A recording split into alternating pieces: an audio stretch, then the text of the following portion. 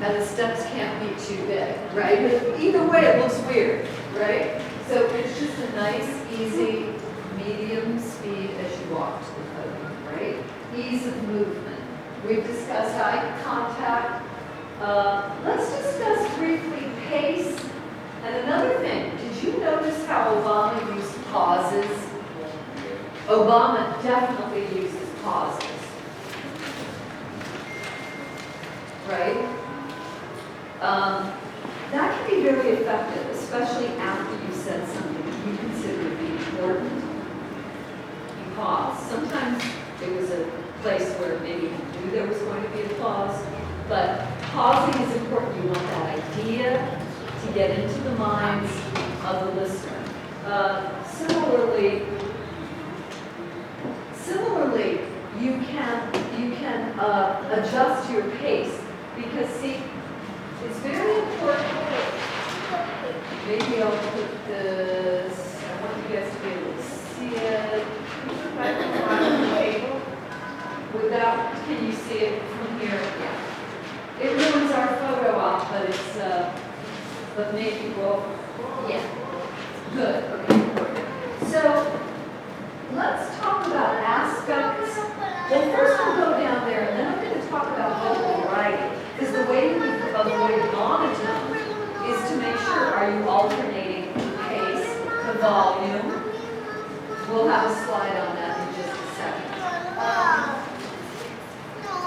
We've kind of touched on a lot of these, but facial expression is key too. Like I mentioned smiling before, but it depends. Your facial expression should really match what we're talking about, right? So if I'm talking about my young children, it's obviously with a look of concern, empathy, sadness, right? If I'm talking about, I don't know, how we can eradicate poverty or hunger in children, maybe it's with a more hopeful, but also a sense of urgency, right? So that kind of also has to do with energy. You want to make sure that your passion for the subject comes through. That means using all of these elements. Now, muscular and powerful language is another. These are confidence markers. In other words, how you use these elements contributes to you coming across as a confident leader, right? So, muscular and powerful language, some of you mentioned with Obama, right, or with Martin Luther King. In other words, do you say, I don't know, we've got to get rid of child hunger, or do you say, what would be a stronger example of a word instead of get rid of? What's abolish? Yeah, abolish is good. Eradicate. Eliminate is good. Eradicate is good. Yeah, something stronger than just get rid of, right? So we like to think about what we call muscular and powerful language. Maybe you don't say, what would be a better way, a more powerful word to use if you're trying to say, it's really too bad in this country that 1 in 5 children goes to bed hungry. It's unfortunate. What about even stronger? Because is it just unfortunate? 1 in 5? It's shameful. What else is it? Yeah? What else? Discouraging? Yes. Good. Good. Yeah, you want to get a powerful word because it is outrageous, shameful, scandalous. You know, you want to try to. Oh, that's another thing, by the way. Sign up for Merriam-Webster's Word of the Day. Make sure you get a word of the day coming into your email. I still love it. I still get it, and I still learn new words. Yes. We as people, we all the time hear each other, we don't try to do it trouble. We see somebody that pulls himself something. We used to say things with little children who don't. For example, for me, like if I see somebody that needs some help or something, I don't care if it's stupid, or anything, or and I help with something, or they need right, and concern, Say that. and you're a citizen. We're public citizens. I know that's part of the mission here at Hostos. We're members of a community, just like you are in the school, and we are in the city, and we are in the country. You know what I mean? We are citizens who care about one another. So, now deep listening, that's another skill that often we forget to use. It's a really great thing to develop. I try to do it as much as I can because since I like to talk so much and it's kind of my work, I have to be careful that I really listen. So deep listening is that obviously, what do you think how do you think I would define deep listening? Yeah, giving the other person a turn to speak, absolutely. And the other thing is trying to focus my mind in such a way that I'm really trying to forget about the other things I'm worried about. You know, we're all worried about, well, that bill has to get paid, and I guess I should do laundry tomorrow, you know, something like that. About being present. Yes, that's very good. Being present, so that as you're listening to the person, yeah, you might be thinking about things related to what he or she is saying. And then when they're done, you might say, well, let me ask you a little bit more about that. Jumping in is okay depending. I mean, speech does overlap. We are constantly interrupting each other, and it's not always a bad thing. It's overlapping often. But being a good listener, which, for example, I noticed in, where did you go? There you are. Yeah, I noticed that, I just forgot your name. Kelvin. I noticed Kelvin likes to make sure that others are heard. That's sort of part of it, right? Asking strategic questions that show you are listening and move the conversation to the next level. Yeah, that could mean that someone says something and you say, oh, wow, really? Where did you see that statistic? I'd love to talk about that. I didn't realize it was so high. Or, something like that. Did you have a question? I don't have a question, but like I said, this listener, it depends on where's the level of the other person you're talking about. But as I can see, like you're having space, you are communicating with new information. So the listeners, they will be, as you said, example that you already said. When you are telling something and people are very focused on it, they will take some of the thing particularly. Then they will ask about it, then, as you said, they will move it to the next level to get some of the words. Right, and another thing, as I'm listening to, Mars. yeah, as I'm listening to Matterson, notice I'm nodding. I might even do an audible. I have eye contact with him, and I might be nodding, or even making like a verbal assent. Oh, yeah. Right, so he knows I'm engaged. I'm not just, oh gosh, or looking at my watch, or there's somebody else in my interesting information talking to. When you're at a party or you're having drinks, and you can just see that the person is just kind of, well, right, we've all had that happen. So we want to give our focus to that person. Let's go to the next slide. Yeah, so this is what I wanted to talk about now.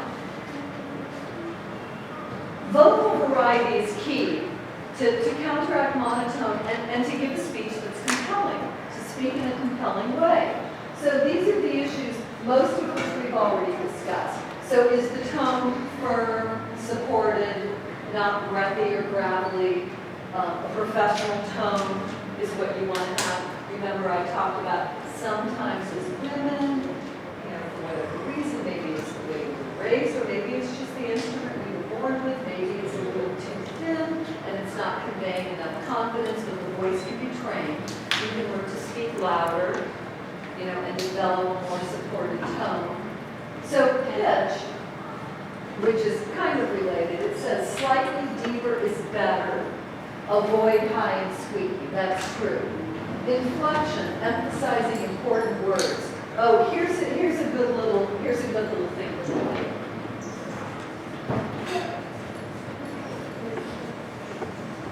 Tell tell me when you know who said this.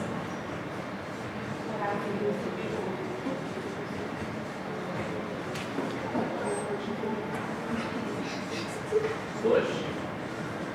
President Bush.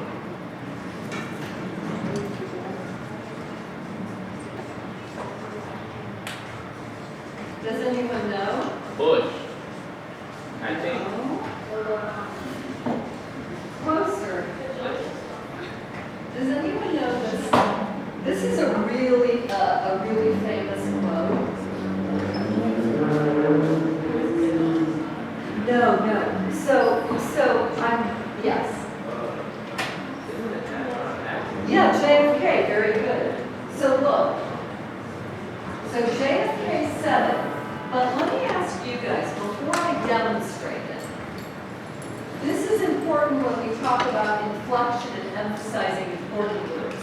So can anyone tell me how this would be said to convey the meaning? There are certain words that we're going to have to emphasize. And other words, see, when we speak, certain words are important, and a lot of words aren't important but still have to be spoken clearly. Yeah.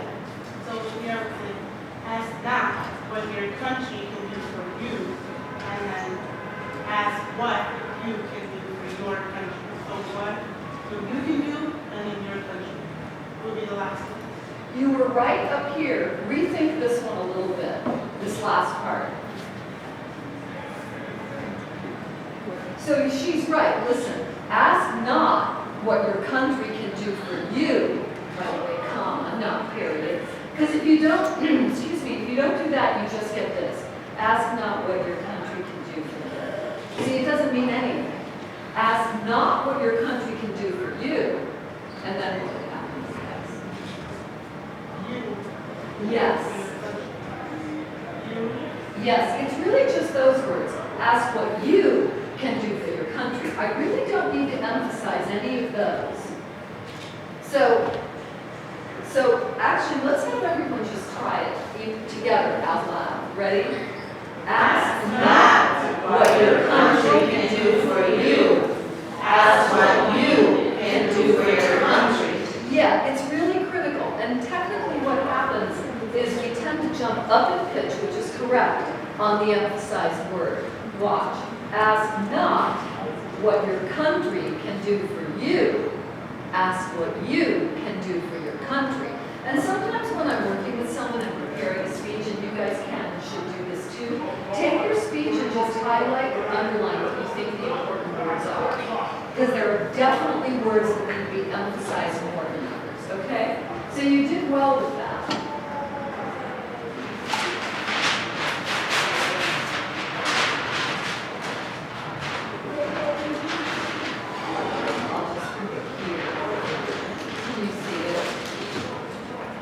I'll put it here. Yeah, that would be good, just in case anyone wants to take these. So, yeah, and volume, remember, there could be parts of the speech, you've seen good speakers, there could be parts where someone's speaking passionately and loudly, and then other parts where they take it down. Still understood, but the volume comes down. Same with pace. Pace can even vary within a sentence. Did you notice with Obama, there are times when he emphasized a phrase, so Obama did things like, there's not a red America or a blue America, and in that case, what are the important words in the phrase I just said? Red and blue. Yeah, red and blue. There's no red America or blue America. There's the United States of America, right? And their emphasis is very, very important, so keep that in mind. Also, sometimes you may lay out each word to make a point, and other times you say something quickly and go on to the important word. So make sure, now that I've said these things, as you watch speakers, like especially now, maybe the political race, maybe you're watching, as you watch different speakers, be aware of some of the elements that I've been discussing. Yeah, you don't want to speak too fast or too slow. Now, often when we get nervous, do we speak too fast or too slow? Yeah, usually too fast.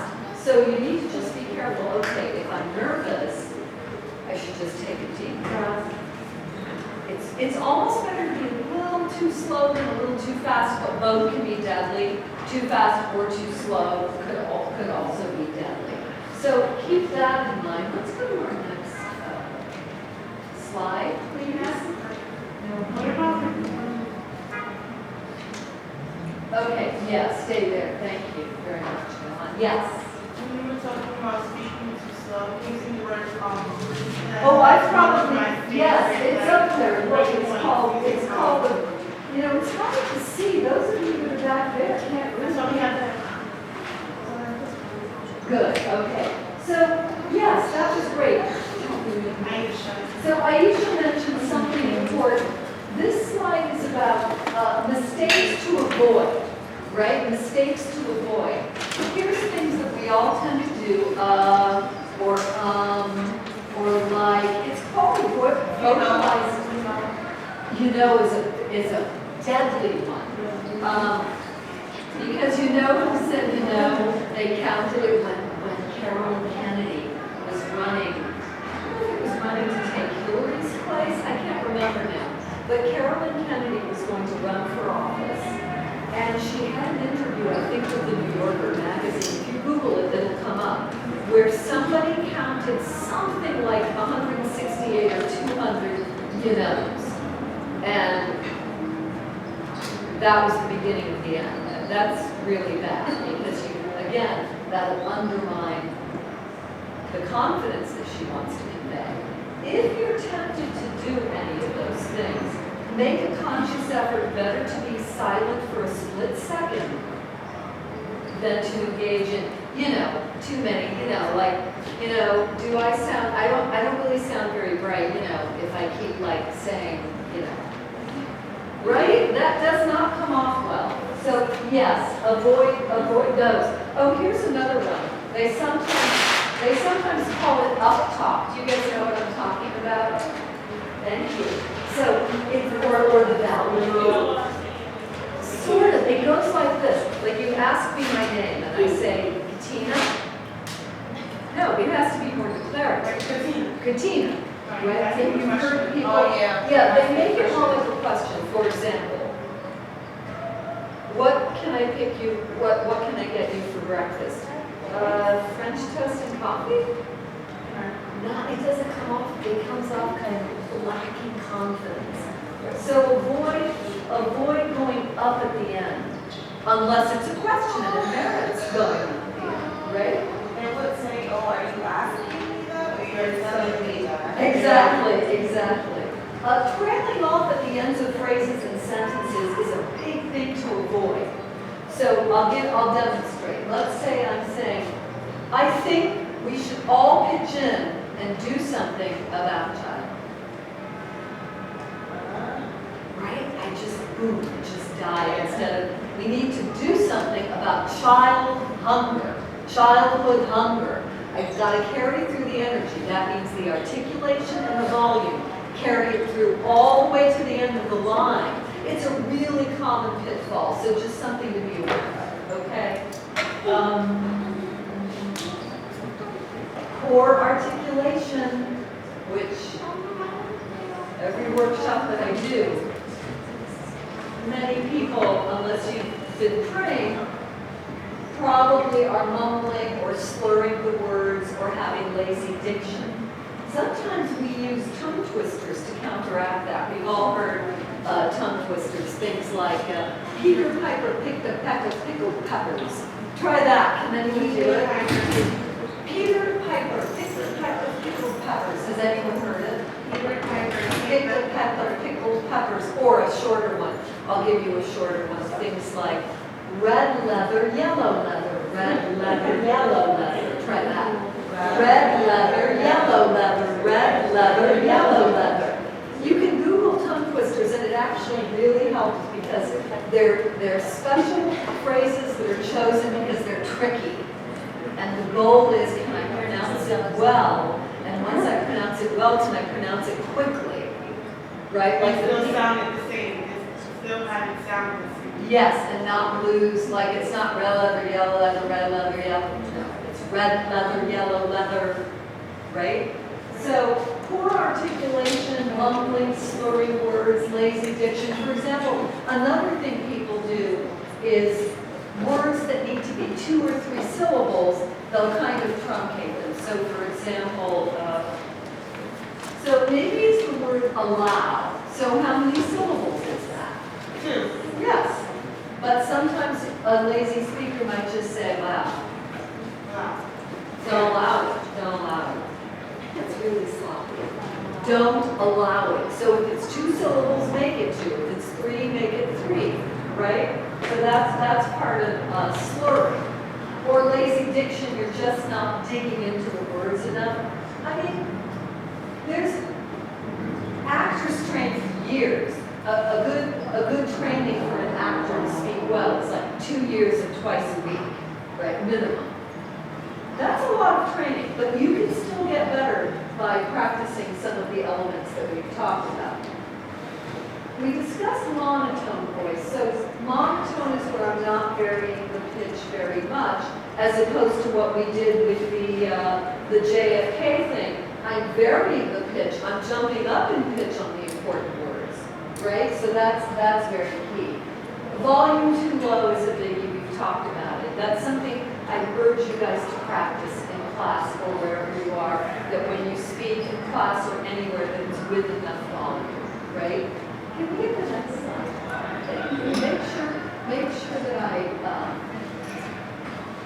call you with your hands, so your hands up.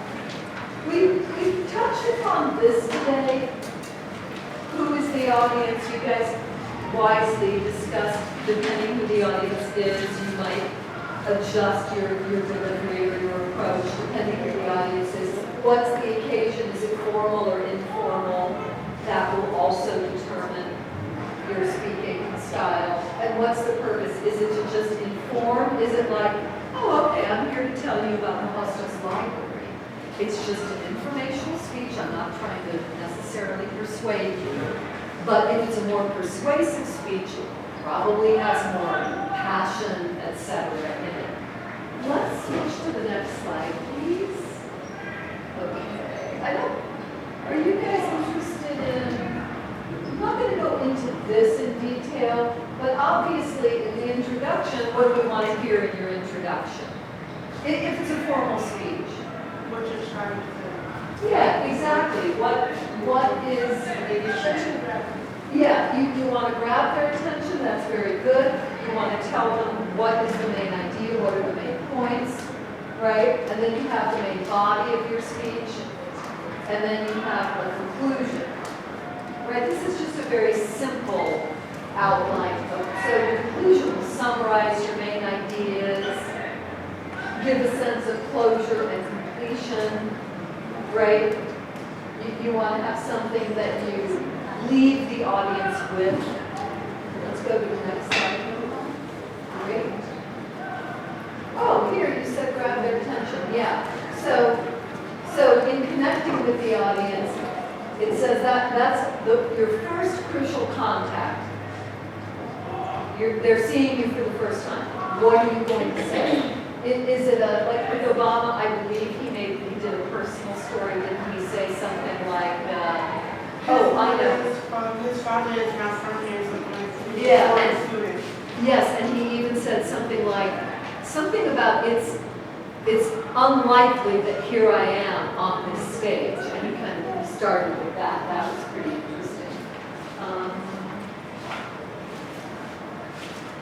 Okay, let's go to the next slide, and the next, and the next.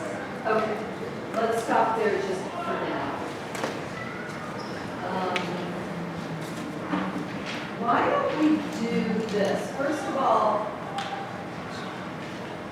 ask me any questions you have, and then I'll ask for a volunteer, which might be Kalin, to do a little bit of speech while we discuss. But any other questions thus far? Okay. So let's do this. Kalin, do you want to do part of a speech, and then let's all listen carefully and see what we think went well? That's the first thing we do. And then we'll see if we think there's areas coaching that I can give you. Okay? So, let's have you stand where, let's see, I want to make sure everyone can see you. Are you guys okay back there? Are you close enough? Are you okay back there? Okay. That means you have to project. Great, so let's, Hello, everybody. So, I actually just gave a speech yesterday at the college-wide Senate, so I have a little practice beforehand. Hello.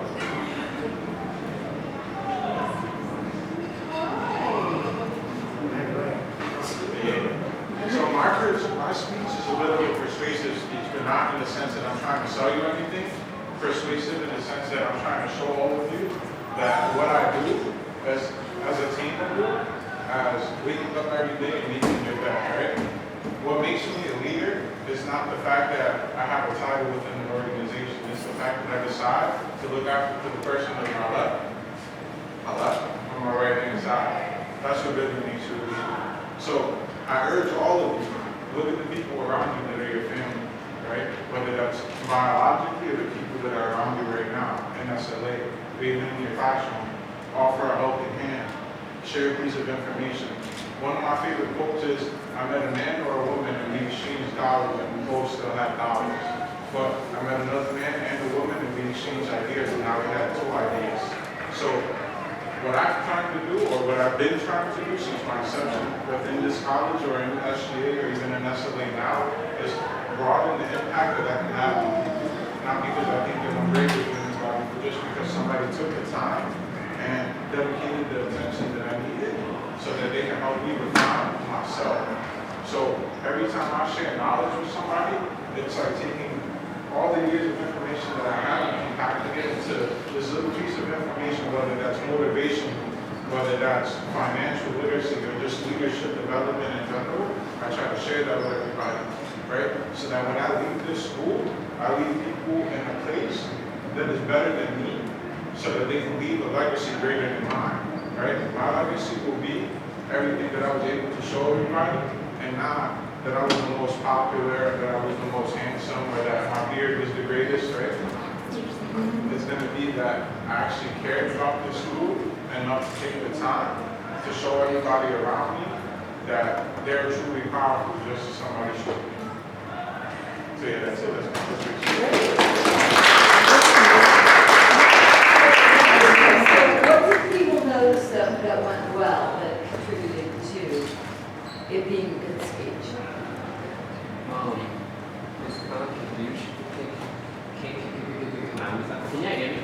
Yes. All right. So his contribution, when he made a quote, right? So that really stuck out, and that kind of like lured the audience into what he was saying, captivated the audience, and you just wanted to know more, like what was going to follow after.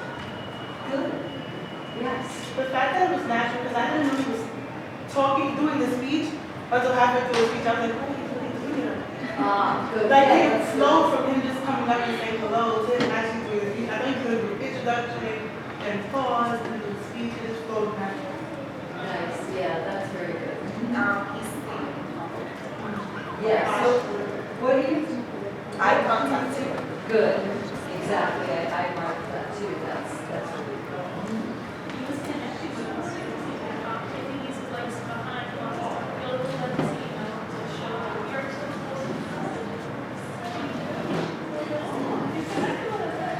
Great. So pausing. Yeah. Pauses. The left, the right. Yes. The legacy before, behind, impacting, like his gesturing to show like certain words to bring life to certain words. Exactly. As we've discussed today, that's a really critical element. It was a really detailed oriented information. Good. Yeah, absolutely. Anybody else? And say one last thing, because I'm probably going to speak. Sure. So, all right, I'm proud to be president of the Student Government Association, not because of the title, like I said, but because I get to represent all of you. That I take that awesome responsibility, not awesome as in the sense of woo, but also in the sense that I don't take it like I want to make sure that we create a school full of leaders, right? That we properly prepare prepare the students to be able to succeed both in this school and outside of these walls, because those are transferable skills. When you're a leader at home for your family, you're a leader within your friend group, within any group that you go to, right? And that's something you always going to personally be carried with you. So that's what makes me proud every day, even if I come in at 8 o'clock and I stay at 10 o'clock at night so that I can finish my work and so that I can get everything done. But it's a sense of fulfillment that I've never quite had before. And that's what makes me feel good about being able to represent all of you right now. The monetary gains, not the status, any of that. It's the fact that I get to see all of you smile and learn something from you. And I learn from each one of you, honestly. That's why I like all of you were saying, I let all of you talk because I learn from each one of you. And I really good memory, honestly. Wonderful. He's going to run for office outside of the So, really good. You were going to say something. Good. Yes. And one thing, but one part that I'll get to you in just a sec. One part I'd love to redo is the quote. Because I may have missed 1 or 2 syllables. Just do the quote for me again right now. So the quote, it says man, but I added the woman part to this word. So make sure that you're loud enough and clear enough articulation. Gotcha. So I met a man and a woman, and we both exchanged dollars, and we both only still had $1. But I met another man and a woman, and we exchanged ideas, and now we both have 2 ideas. Good, great. So last time, so last time I missed it, but this time I got it. So here would be my tip. Make sure that you really clearly pronounce and emphasize dollar. And then when it comes to ideas, because see, that's your contrast. One thing we look at in speeches, and I think they pointed it out with Obama, is contrasts. So when you get to what I meant a man and a woman who exchange ideas, so we need to emphasize that. Do it again. Make sure we hear dollar, and then make sure we hear ideas as even a better, more important thing than dollar. Try the whole, exactly the quote again. So I met a man and a woman, and we exchanged dollars, and we both only still had $1. But I met another man and another woman, and we exchanged ideas, and now we both had 2 ideas. So the idea behind all of that, and I keep on, I try to tell everybody that is that that's powerful, right? Over the course of your life, in this school there's 7,000 people. If I can influence even just 100, and those people influence now another 100, 100 times 100 is 10,000. Yeah, 10,000, right? And even on a greater scale, right? I sit on the University Student Senate, and collectively, the presidents from different schools and vice presidents, we represent 500,000 CUNY students. So if I could help influence that system, then my impact is far greater, right? So when I realized that my mission is far greater than me, that's what really motivated me to actually impact change. Because, right, I grew up in a home that was a single parent household, right? Real little bit poor. I remember sometimes not even having anything to eat. And I still struggle, but that doesn't change the fact that I want to help the people around me, right? Because when you succeed, you bring the next person up with you. And you keep on doing that, and you keep on doing that, and that's how we're going to get out of this system that's set up so that this we can fit. Great, listen, I'm going to interrupt you. Yeah, that was excellent. We're going to go back to the quote. We're going to go back to the quote and do it again with a slight adjustment. Remember I talked about pauses, so maybe after you say something like, and we both each only had $1. Pause. Then I met a guy, right? So let's do it again. And make sure there's a pause after, because you're giving 2 little mini stories that add up to the whole story. The first one is about the dollar, and you can just a slight pause, and then the second one is about ideas. So let's try it one more time. So I met a man and a woman. We both exchanged dollars, and we both only still had $1. Good, hang on, Kelly. Make sure there's enough volume, and make sure that you emphasize, and we both still each only had $1. Careful about losing energy at the end of the phrase. Try it again. So I met a man and a woman, we both exchanged dollars, and we both still only had $1. But I met another man and another woman, and we exchanged ideas, and we both now had 2 ideas. Good, yeah, exactly. So you have to be careful about whatever point you're making. Emphasize the important words clearly enough without losing energy at the end. But that was very good. I just wanted to use that as an example of how we use emphasis to bring something to life. Emphasis, pauses, right, inflection. So that was nice. I welcome constructive criticism from all of you. No, thank you. That was good. And you had adequate volume, I think, to be heard. Yes. Did we give him criticism on his body language? Oh, well, feel free. Yeah, so like, this is my personal opinion. I hope you don't take it personal, right? You got my heart covered. No.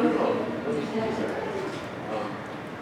The way you were speaking was very eloquent, but at the same time, I feel, right, it's my personal view, that you were moving too much and you were also looking down at the floor.